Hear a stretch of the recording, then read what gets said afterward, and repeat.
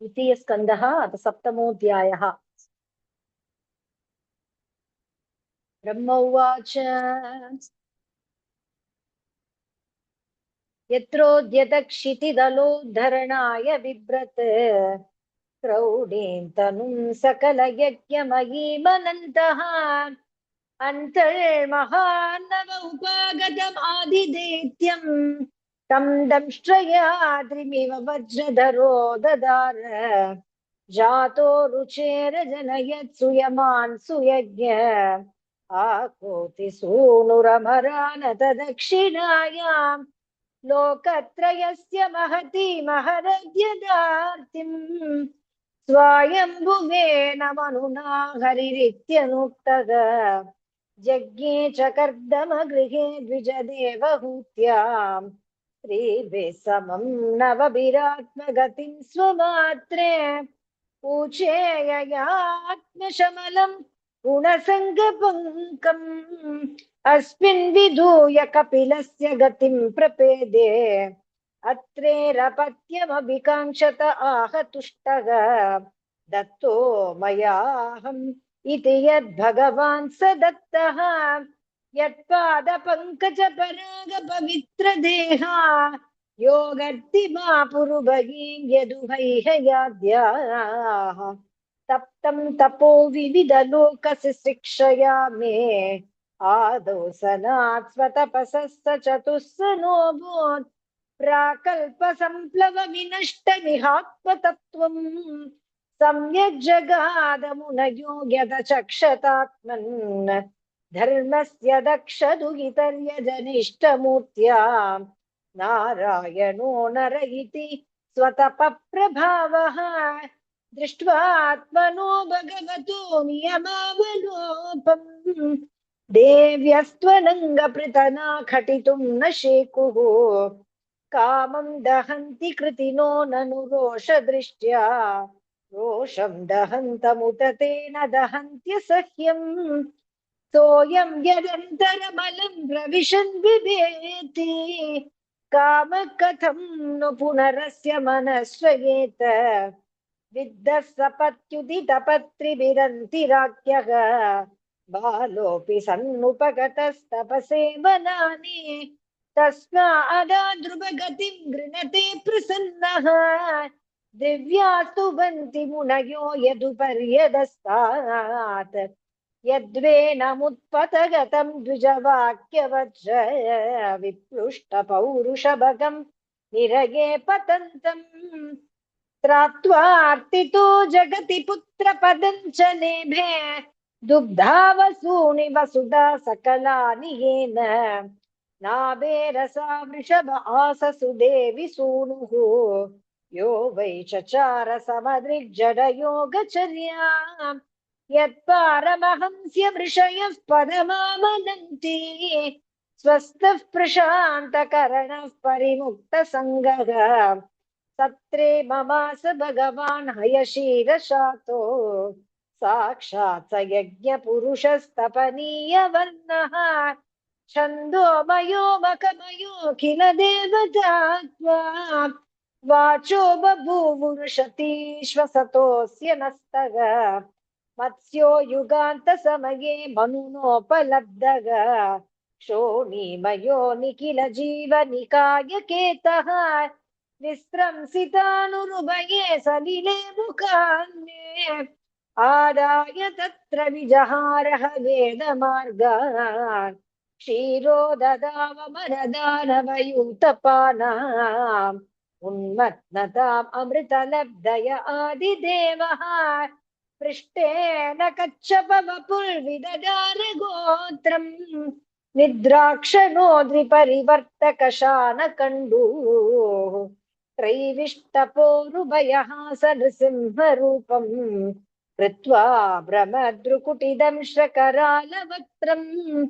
दैत्येन्द्रमाशु गदयाभिपतन्तमारादूरौ निपात्य विददारणखैः स्फुरन्तम् अन्तः सरस्युरुबलेन पदे गृहीतः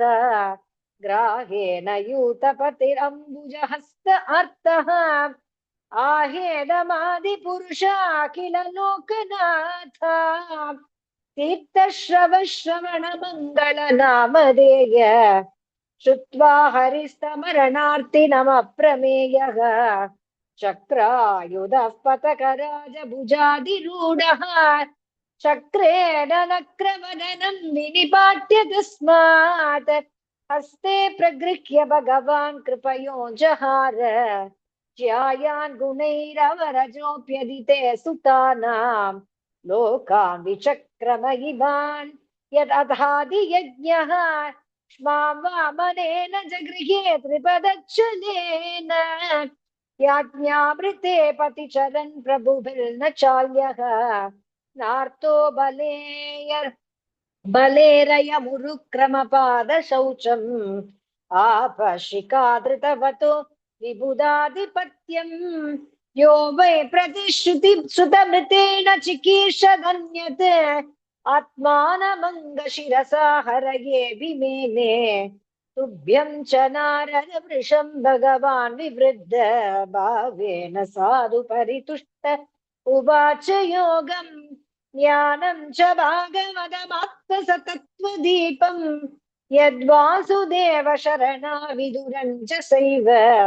चक्रं च दिक्ष्मविहतं ददशु स्वतेजः मन्वन्तरेषु मनुवंशधरो बिभर्ति दुष्टेषु राजसु दमं व्यददात् स्वकीर्ति सत्ये त्रिपृष्टौ शतीं प्रतयन् चरित्रैः धन्वन्तरिश्च भगवान् स्वयमेव कीर्तिः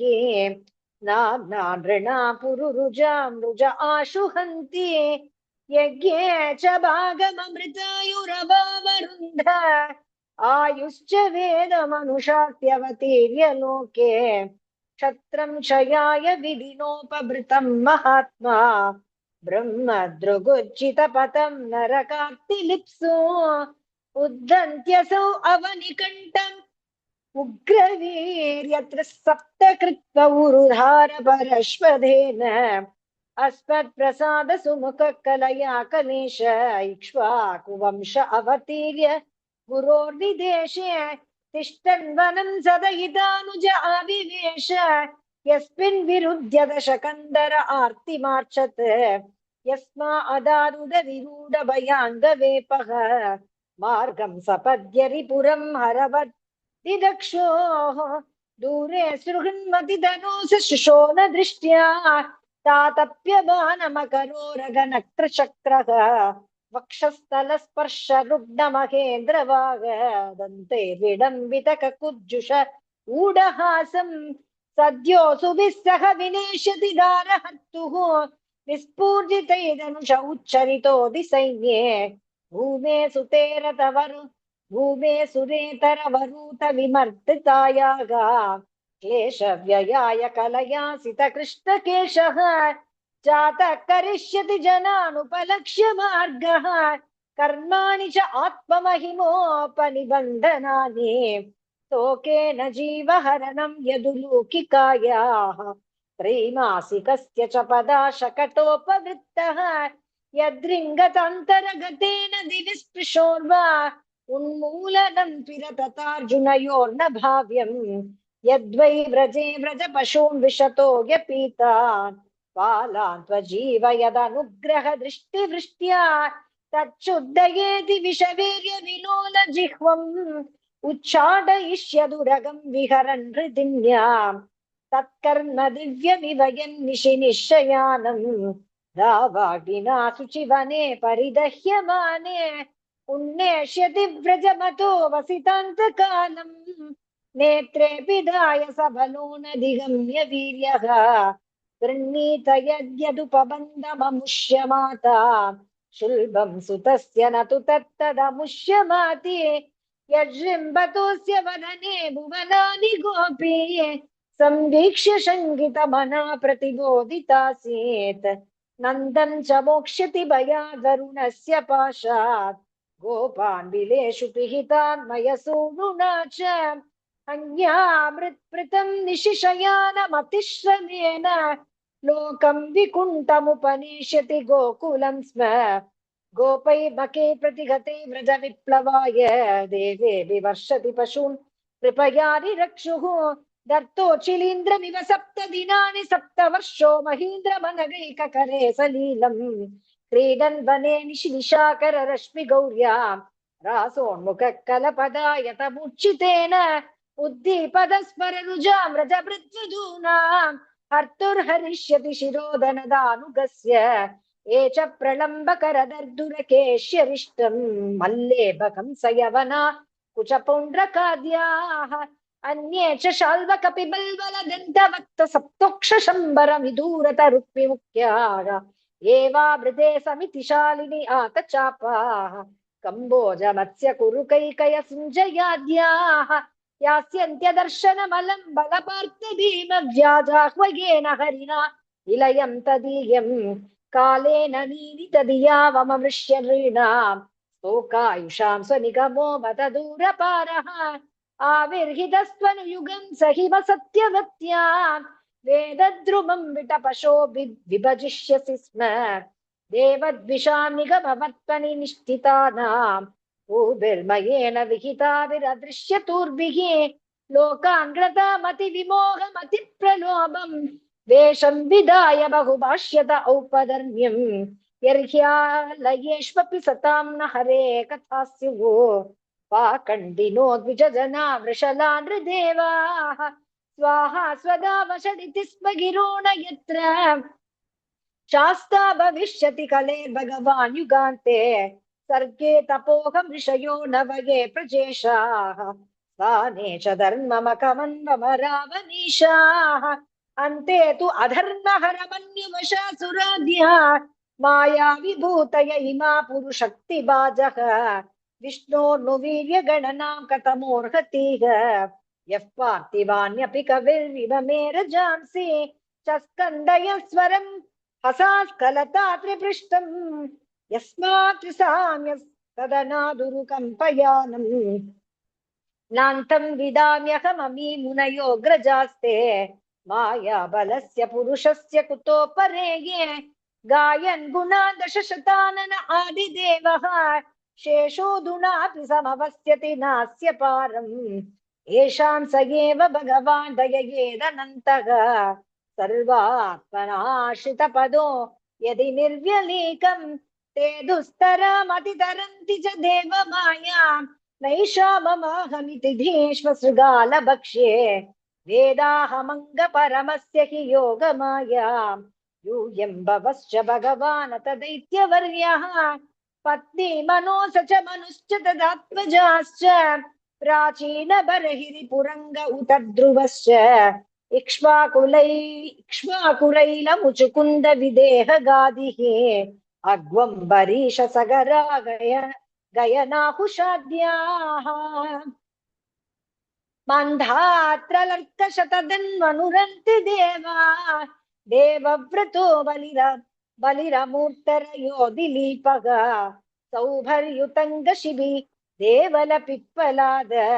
सारस्वतोद्धव पराशर भूरिशेनाः येन्ये विभीषण